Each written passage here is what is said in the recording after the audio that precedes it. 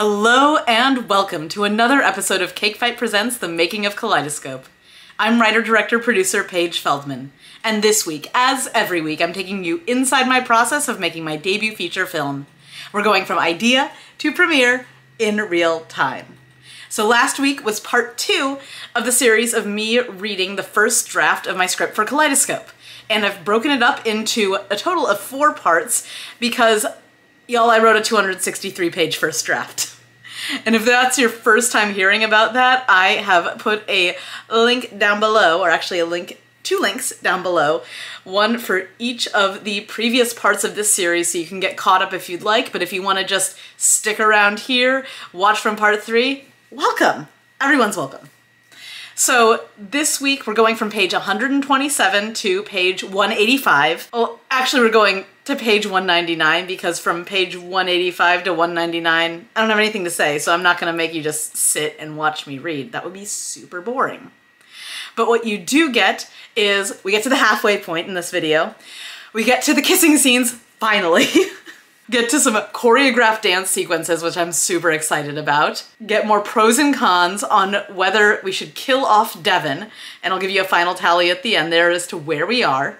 And there are going to be proportionally more parts in this section that I like than dislike, which is a huge win for me and potentially a loss for y'all because you don't get to hear me snark on myself, which it's kind of fun, so I don't know, it's a wash at this point. And there's one more thing. There is a formatting error that I fixed after printing out the script, but prior to creating the PDF that I'm screen sharing for y'all, that made it so that some of the page numbers are off by just a little bit sometimes. So if you see me talking about page 184 and then page 185 showing up, that's why. I'm not losing my mind about what numbers mean, although you might think it because I wrote a 263-page script. Anyway, I'm gonna roll those titles, and then when we come out of them, you'll be with me in the past as I read, starting from page 127.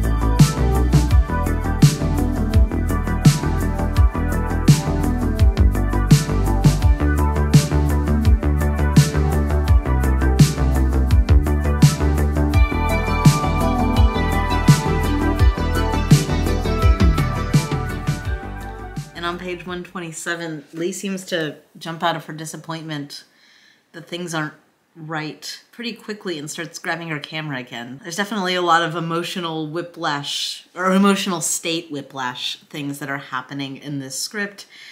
It's only natural with the first draft, though, to find that the emotional beats don't quite track. It kind of feels like robots kind of feels like robots moving along very jerkily.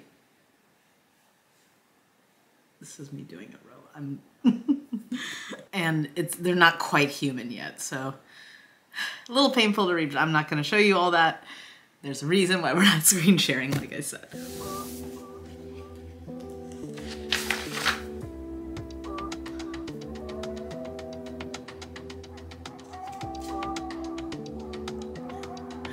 On page 130, Jonah is writing some real depressing stand-up about how being short as a man, he gets no benefits whatsoever from his height. God, like, it's bad, it's not funny, and it makes me sad. I think that's the point, though. I love when I read something and I'm like, what the hell is the point of all of this?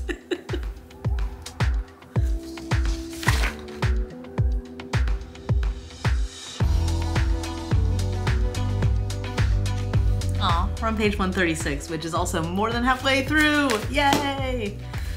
I like, when I get to this point, I like looking to see like my stack of read pages is shorter than my stack, is taller than my stack of unread pages. It's so exciting. Anyway, Lee and Jonah here on page 136 are having a conversation where they both realize that they have a love for language, which is something that I got from writing the 36 questions that lead to love, writing those answers. Making me feel nostalgic for my pre-writing, but not really, because now I have an actual script that I get to revise, even though it's a mess.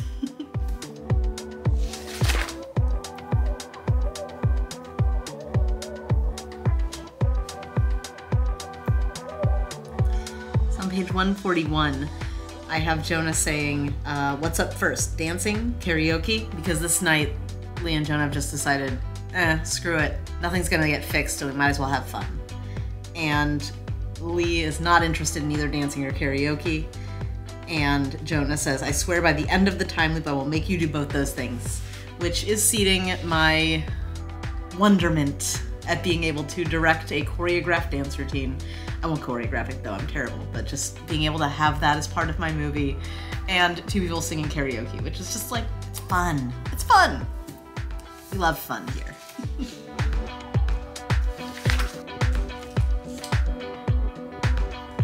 Page 145 might be one of my favorite pages in this script that isn't a kissing scene. We haven't even gotten to the kissing yet too. This is a problem, you guys. It's a big problem. Jonah realizes that no one's gonna remember anything he does tomorrow at this time loop, so he can go bomb as much as he wants on stage. Top mid of 145, there's this description. So Jonah's on stage, he's still nervous, but he realizes that no one's gonna remember what happened tomorrow. He's free.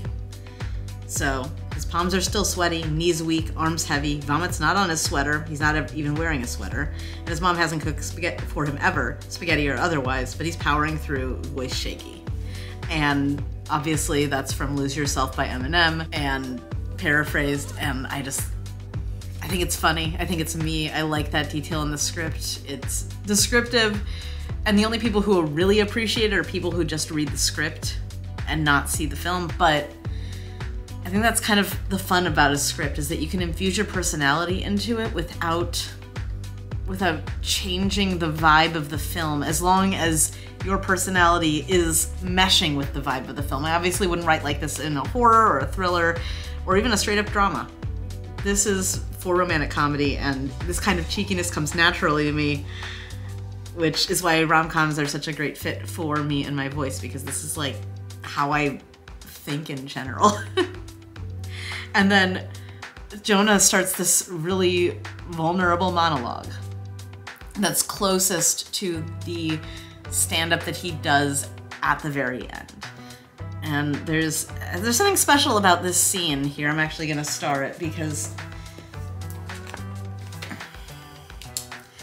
he's conquering his fears through the time loop.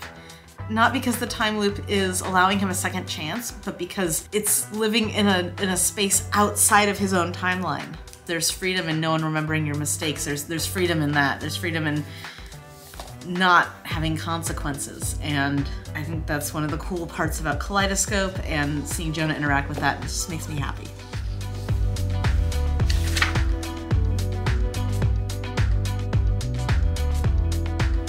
I'm getting goosebumps.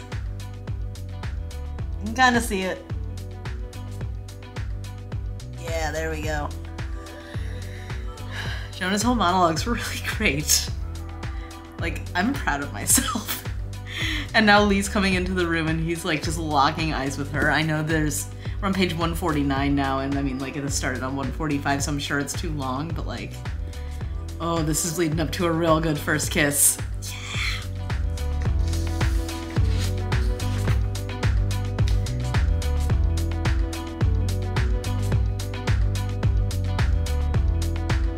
Another point in the column of not killing Devon is that when Lee wakes up from this kiss here on page 150, 151, she enjoys the secret that she has. She's so pleased with it, but then Devon immediately says, "Hey Lee, can you help me get out of bed?"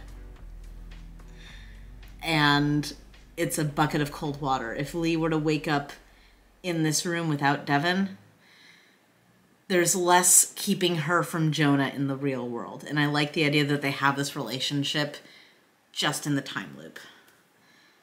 I know I'm gonna have to give up something that I like in order to make this script work. I just don't know if I want it to be that, and I don't know if I can make this work as well without Devon. It's tough. Again, not my decision now, but just weighing it out as I read.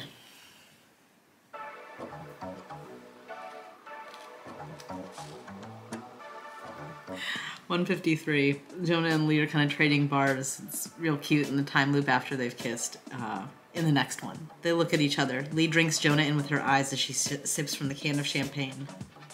Jonah contemplates, bites into a piece of cauliflower, but it's impossible to look sexy while eating cauliflower, and Lee laughs. Jonah swallows as fast as he can and kisses her hard, fast, urgent. Trying to look sexy while eating cauliflower. That's something I'm very excited to direct. I'm actually gonna put a star next to it. It's the little things, guys. It's the little things, especially when I know that so much of this is going to change. Finding these little things that bring me joy will help guide what this... I need to know what this script is, what this movie is, what I want it to be, and then mold it to that feeling and that vision. Even if I'm not sure exactly how the story is going to go 100%, and I think I mean, structurally it's fine. This is just very long. It's so long and so big, it doesn't really have a tonal direction yet. It doesn't have a signature. And so finding these little things like Jonah trying to look sexy while eating a piece of cauliflower, which that's really impossible, y'all. It's really impossible. That type of quirk, or Lee asking Jonah who he wants off stage first, or out of the room, the crowd or the least helpful men in the world. This high energy, quippy, silly, goofy things. These are the things I need to hold on to as I cut to ensure that this film has a personality and has a signature feeling. I say feeling, it's a very nebulous word, but something that makes it unique. So, page 153, there's some sexy cauliflower eating. Well, not sexy, because it can't.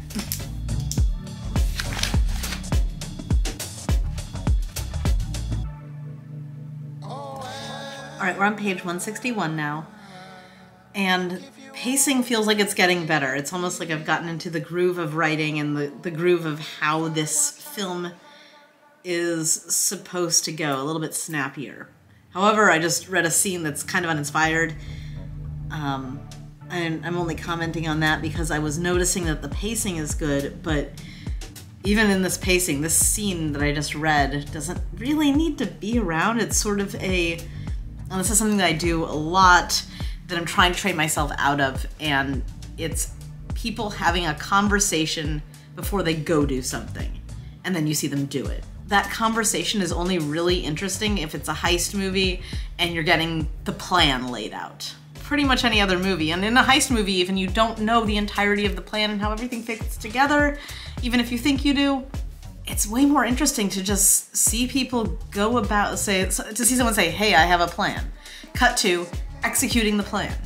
Or even you don't have someone say, I have a plan. The conversation before the doing is it's definitely a habit I have when I am writing, and it's something I'm trying to train myself out of, and at least I've recognized it this time, because usually people in my writing group are the ones who are like, hey, you did that thing again, and I'm like, wait.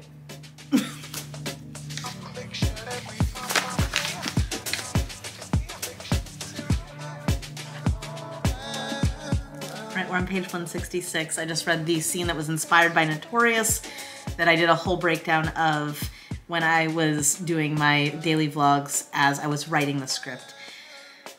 I really want it to work. It doesn't quite work as it is. But I think I'm gonna find a way to make it better, keep it in, and keep that energy, because I love it. I really love it. Again, I'm gonna have to get rid of a lot of things I love. That's why it's called Kill Your Darlings, but today is all about dreaming. And then Lee seems to be very wise in this scene, which doesn't quite track, about following your dreams and figuring out what Jonah should write about. And she's such a mess, she can't even figure out if she wants to take pictures. So I'm gonna need to rethink the idea of like Guru Lee. I mean, she can help Jonah with his comedy, tell him what's funny, but these overarching guidance, and I'll share this with you. Like, what do you want to say, Jonah? What do you want to tell the whole world about you? Answer that, then figure out how to make it funny. Like, that's great advice, but that's not advice that Lee would know how to give, I don't think. So I'm gonna have to take a second look at that. In other news, I have less than 100 pages left to read. All right, so 168, Jonah is actually asking Zach a lot of these questions about art, and I think that actually tracks a lot better than Lee giving him advice. So I still want Lee to have an active role in helping Jonah figure out his career, but I need to think about what else she could tell him or help him with that would actually make sense.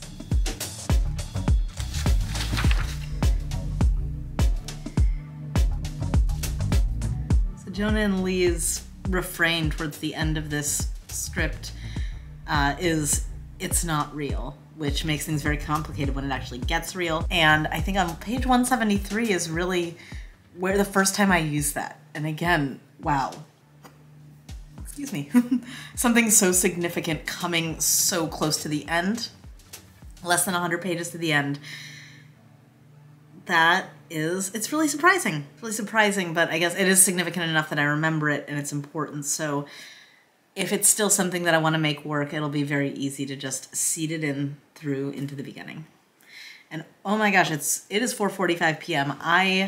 So today's my fiance's birthday and we are going out to a wine festival downtown and I have to get ready. So I actually am gonna have to finish this last, I'm on 173, this last 90 pages tomorrow. I will see you, it'll just be a second, but for me it'll be a full like 16 hours. So see y'all then for the conclusion, which, I mean, literally a second from now, you'll get it. So since we last spoke, you've just been sitting there and I went and had a bunch of wine and a Mexican French dip, which is birria on a torta roll, which was delicious. And now it's the next morning and I have my yogurt and my tea in my Seattle International Film Festival mug, which is the first festival that Interrobang, my short form comedy anthology, was selected at. So I love this mug very much. Look, there's a lady celebrating in popcorn with a dog. Look. She's so happy. That's how I felt when I got selected at Seattle. Anywho. Now I'm thinking about all the film festivals Kaleidoscope can play at. But script, back to the script. On page 173, 90 pages left to read. I got my breakfast, I got my caffeine, I got my pen, I got the script here. Let's do it.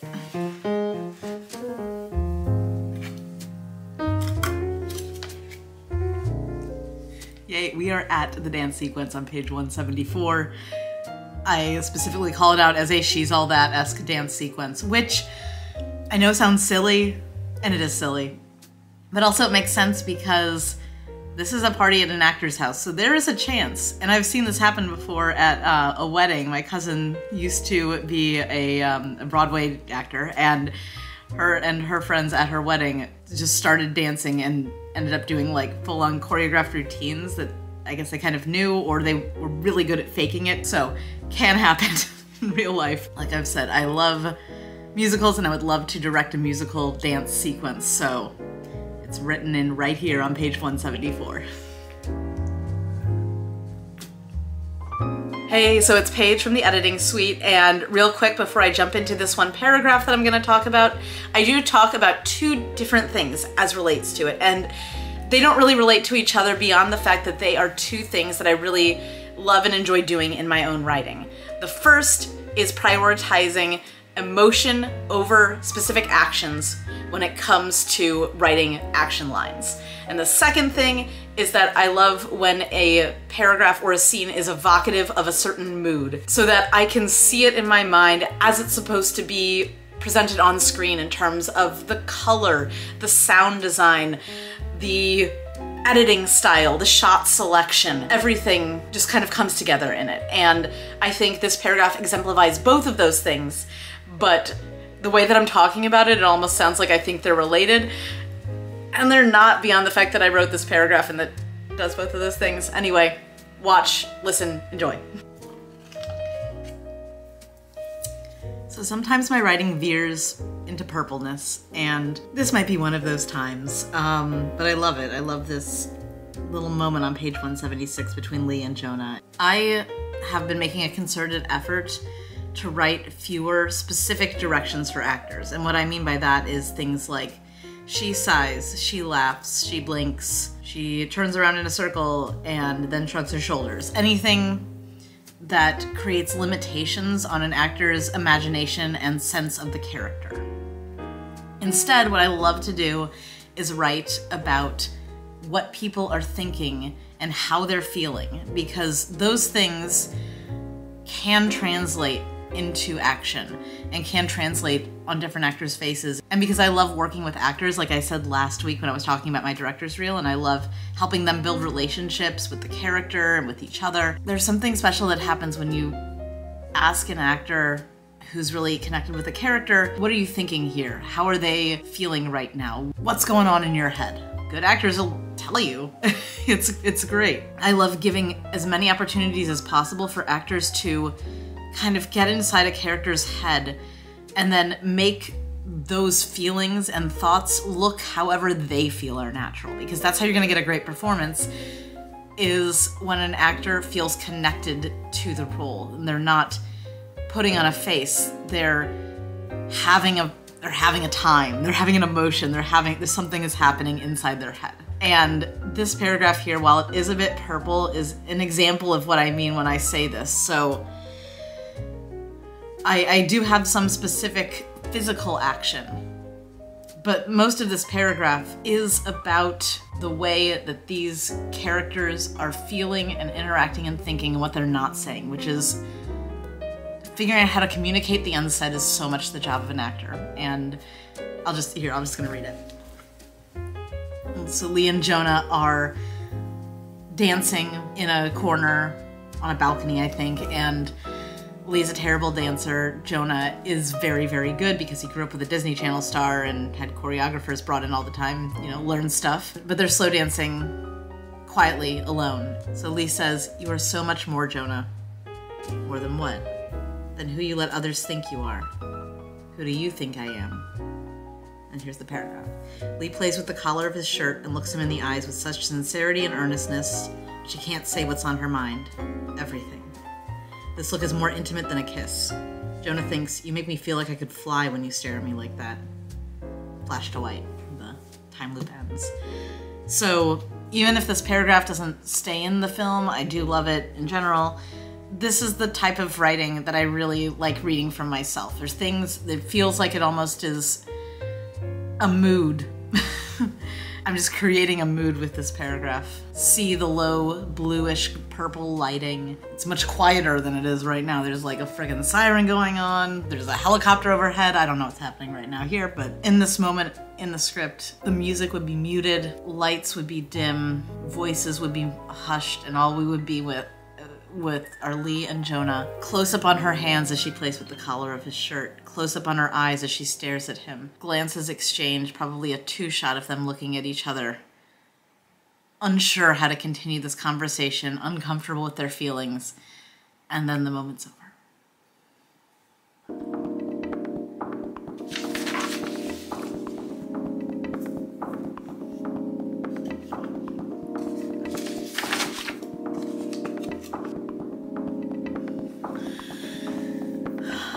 And back to the list of reasons why Devon maybe should or shouldn't die. I don't know where this one falls into the category, but on page 182, Lee and Jonah have an argument about how, and I'll share this line with you. Lee says, "If you think you feel guilty for walking with me, for almost kissing me, for doing it all while you have Devon's blessing, how the fuck do you think I feel?"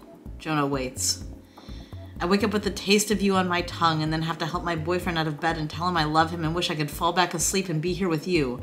And if this is real, if this isn't just a dream, I'd have to make changes to my life. And how do I tell the purported love of my life that I've fallen," she almost says, "in love, out of love in my sleep, especially when he relies on me for so much.